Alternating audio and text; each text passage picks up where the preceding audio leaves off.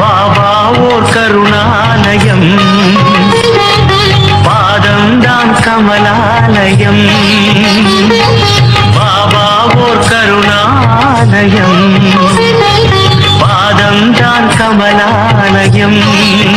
சாயப்பா உறவுகள் அனைவருக்கும் வணக்கம். சாயப்பா மேல் நம்பிக்கை வைத்து அவரை நினைத்துக் கொண்டிருக்கும் உங்கள் அனைவரின் வேண்டுதலையும் சாயப்பா நிறைவேற்றுவார். நல்லதையே நினைப்போம், நல்லதே நடக்கும். என்றும் சாயப்பாவின் அருள் உங்களுக்கு இருக்கும். நம் மனதிற்கு இதமான சாயப்பாவின் இன்றைய அருள்மொழியை கேட்போமா? அன்பு குழந்தையே, நீ எடுக்கும் முடிவுகளை நிதானத்தோடு நம்பிக்கையோடு பிறருக்கு தீங்கு இழைக்காத வண்ணம் எடுக்க வேண்டும். தேவைகள் எப்பொழுதும் மாறிக்கொண்டே இருக்கும். முதலில் அந்த எண்ணத்தை சமநிலைப்படுத்து.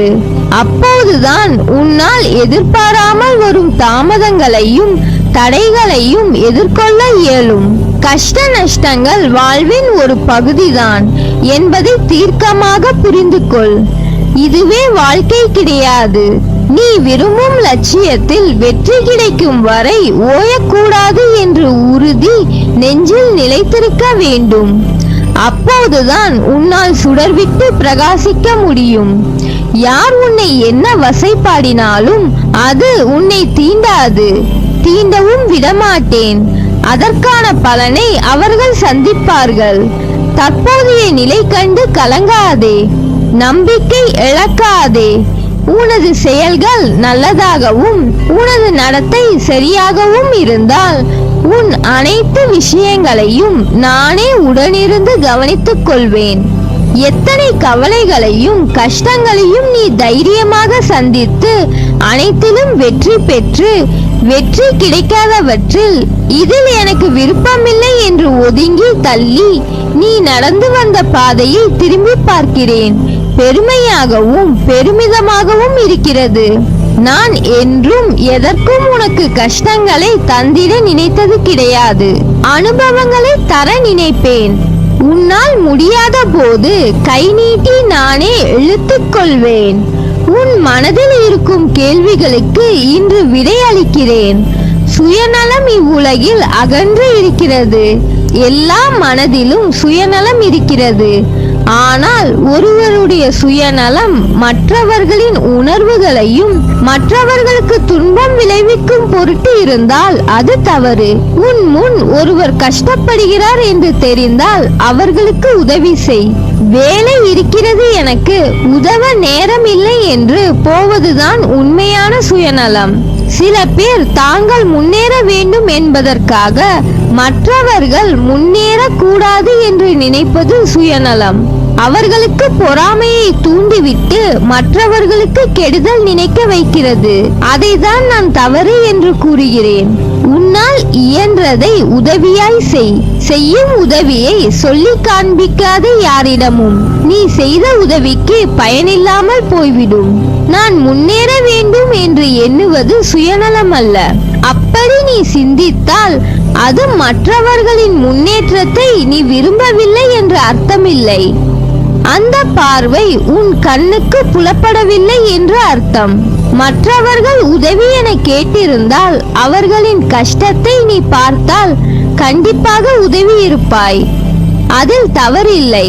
உனது நல்லது கெட்டது என அனைத்துமே நான் அறிவேன். உன்னிலும் உன்னை சுற்றியும் எல்லாம் நான் நல்லதாய் நடக்கச் செய்வேன். உன் தாயாய் தந்தையாய் நான் இருப்பேன். நீ எவ்வளவோ சோதனைகளை மட்டும் கடந்து வந்து விட்டாய். உன் கண்ணீர் துக்கம் எல்லாம் முடிந்தது. இந்த மகிழ்ச்சியின் படிகளில் தடம் பதிக்க ஆரம்பித்திருக்கிறாய். நான் உனது கரங்களை பிடித்துள்ளேன். தைரியமாக நம்பிக்கையோடு நட. வெற்றி உனதே. கொஞ்சம் பொறுமை காத்துக்கொள். உனக்கு நல்லதே நடக்கும். முதலில் வாழ்க்கையை நினைத்து பயப்படுவதை நிறுத்து. பயம் புத்தியை மழுங்க வைத்துவிடும். பயம் எதிர்மறை எண்ணங்களை உருவாக்கும். எனவே எதற்காகவும் பயப்படாதே. நம்பிக்கையோடு பொறுமையோடும் நீ உன் கடமைகளை செய். நிச்சயம் உன்னுடைய இந்த நிலை மாறி வாழ்வில் வெற்றி பெறுவாய். உன் கனவுகள் எல்லாவற்றையும் நான் அறிவேன். அதை தகுந்த நேரத்தில் உனக்கு நிஜமாய் அதை நினைவாக்கி கொடுப்பேன். உன்னை யார் முன்னிலையிலும் தாழ்ந்து போக விடமாட்டேன்.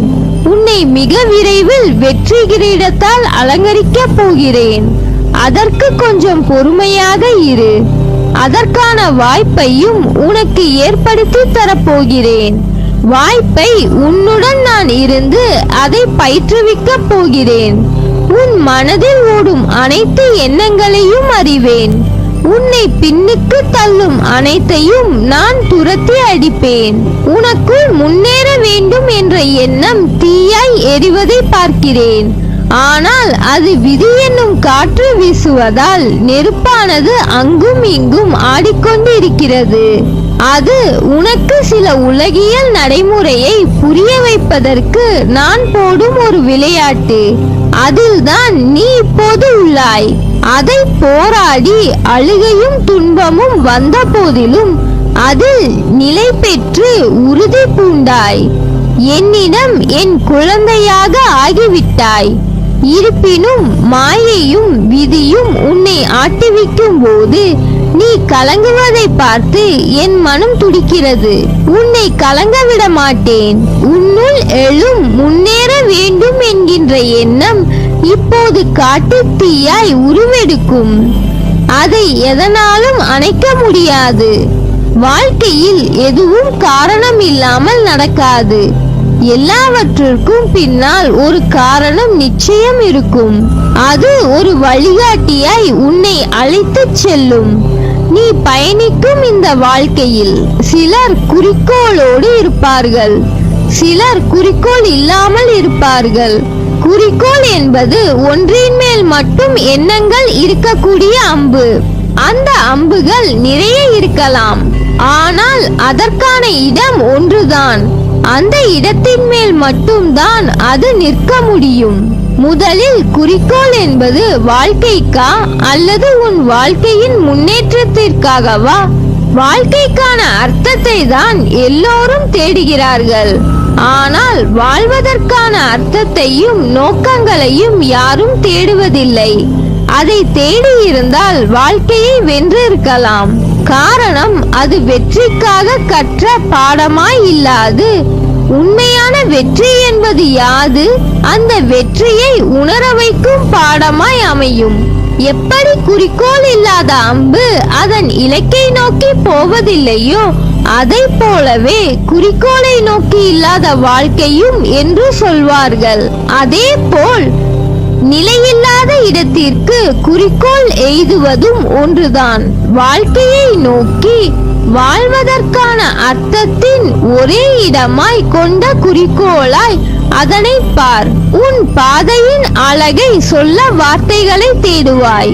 உன் வாழ்க்கையில் நம்பிக்கை, நிதானம், பொறுமை, சகிப்புத்தன்மை, உண்மையான அறநெறியில் வாழுதல், புறம் பேசாமல் இருத்தல், இதை நீ கடைபிடித்தால் உன் பாதை மேலும் சுகமான பயணமாய் அமையும்.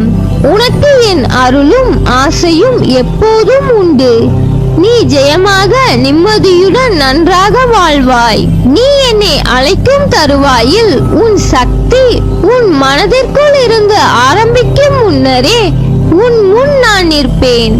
ஏனென்றால் என் இதயத்தில் உன்னை சுமக்கிறேன். உனக்கு நான் இருக்கிறேன், இருப்பேன் என்றென்றும். உன் வேண்டுதல்கள் பலிக்கும். எல்லா சூழ்நிலைகளிலும் துணை நிற்பேன். என் வார்த்தைகள் மீது நம்பிக்கை வைத்து செயல்படு. மீதியை நான் பார்த்துக் கொள்கிறேன். நல்லதே நடக்கும். நீ என் பரிபூர்ண அருளும் ஆசிர்வாதமும் அன்பும் பெற்ற என் செல்ல பிள்ளை.